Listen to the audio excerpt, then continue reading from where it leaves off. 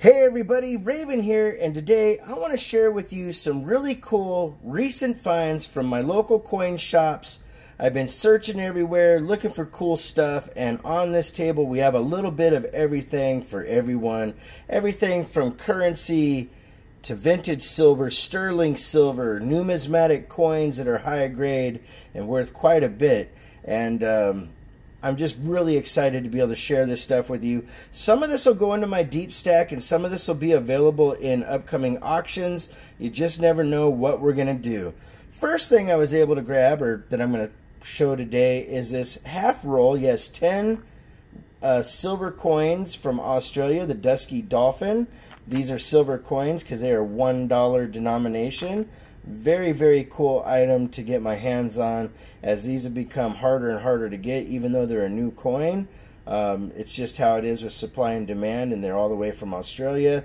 So very, very cool. If you see these in your local coin shop and you can get them at a decent price, I would grab onto them, because they're going for a pretty penny when you can. A next item that we have, and this is a 1979 Casa de Moneda from Mexico. It's brilliant, uncirculated, 925 sterling silver on there.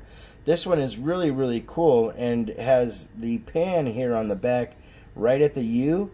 When you're looking for these in your local coin shop or even online, there are different varieties with where the scale is oriented, and the U is one variety, the N, the A for una onza troy de plata pura, that they say on there. You want to look at the una part to see what you might have, and that is a really cool coin to have around to have in anybody's collection.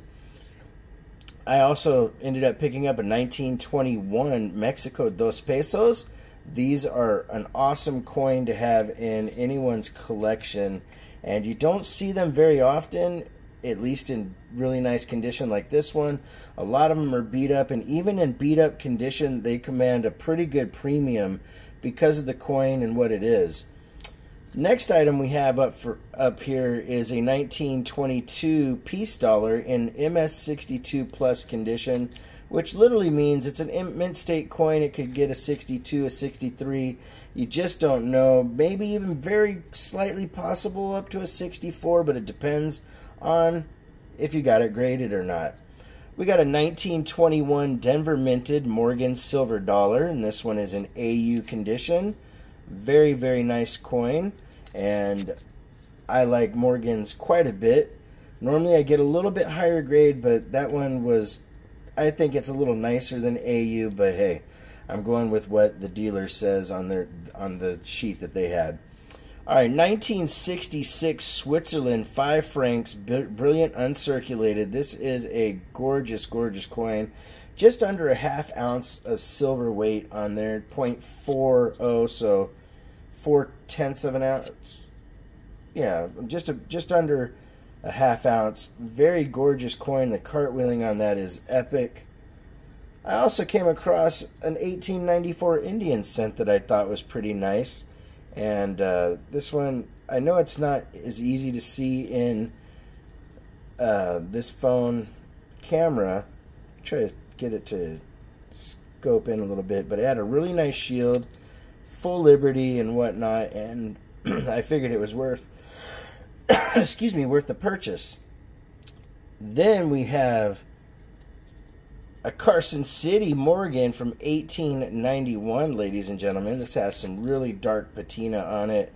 It has seen some circulation in its day. As you can see, it's got, you know, the high spots are pretty flat and whatnot, but still, this is a Carson City, very, very valuable coin, and again, happy to get my hands on one that's not in a GSA or, you know, super, super high grade, but still nice enough to fill a hole in anyone's collection that's looking to get Carson City Morgans.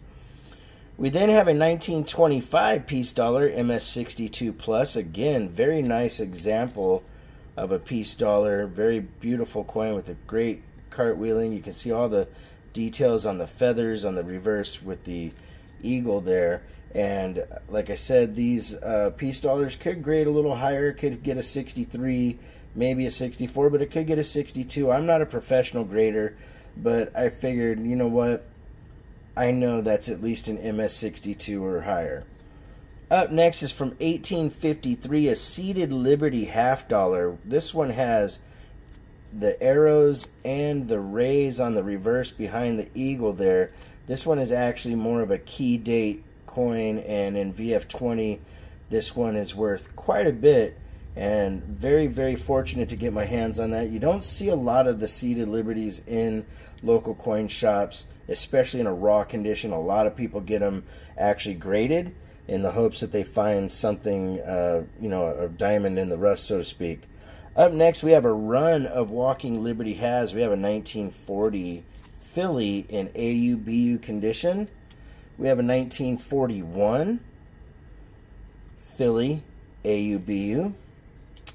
We have a 1942 that is a brilliant uncirculated. This one is just a stunner, my friends. Very, very nice coin. Great cartwheeling. The unfortunate thing in this room is my lighting isn't as good as I'd like it to be to highlight the cartwheeling and whatnot, but trust me, these are some nice coins. This is a 1942 Denver in brilliant uncirculated condition as well. Then we have a 1943 Denver that's in AU condition, almost uncirculated, or about uncirculated. 1944 S, also in an AU. I forgot 43, which was now red going out of order, but basically 1940 to 1945 we picked up a walker for each year, hopefully for, you know, filling some nice spots for somebody's collection. You just never know what's going to happen with them.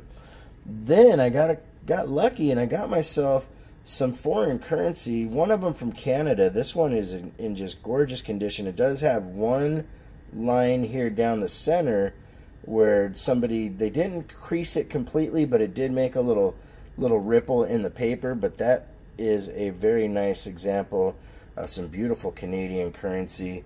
Then the next run is all from Mexico. This one is 20 pesos in a beautiful example.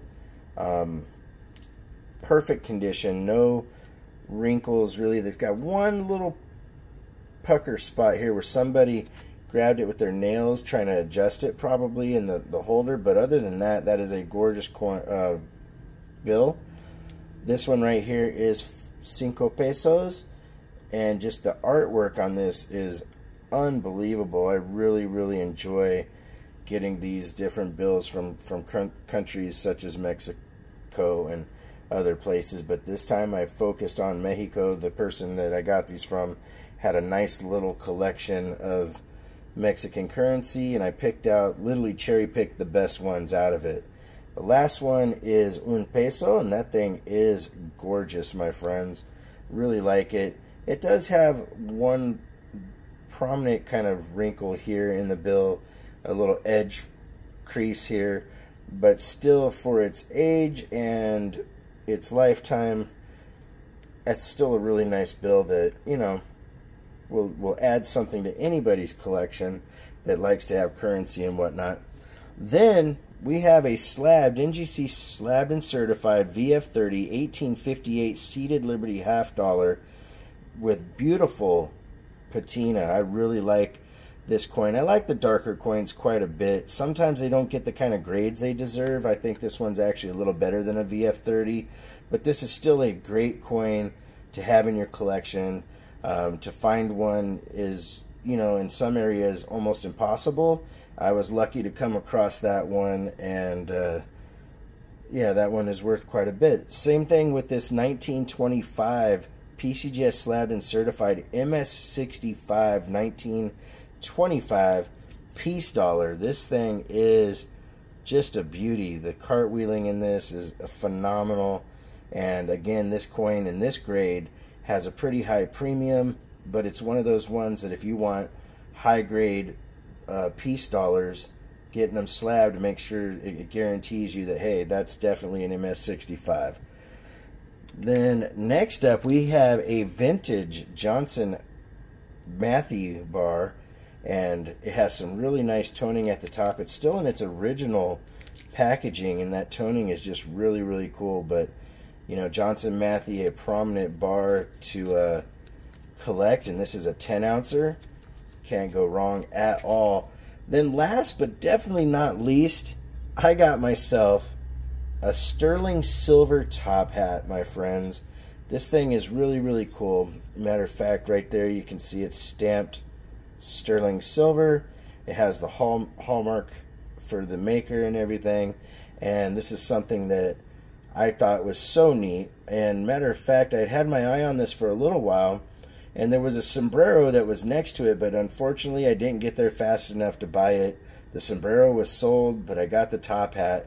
And the top hat, more than likely, is going to stay back here, right there with Alice from Alice in Wonderland. Alright, ladies and gentlemen, I hope you enjoyed the video, and if there's anything you're interested in, just keep your eyes out at the next couple auctions. A number of these will probably be up for bid. You just never know. If you want to correspond, it's RavenHawkCoins@gmail.com. Our P.O. Box is 721-296, Norman, Oklahoma 73070. Like always, please make sure to take care of one another, and we'll see you real soon. RavenHawk Coins, have a great day.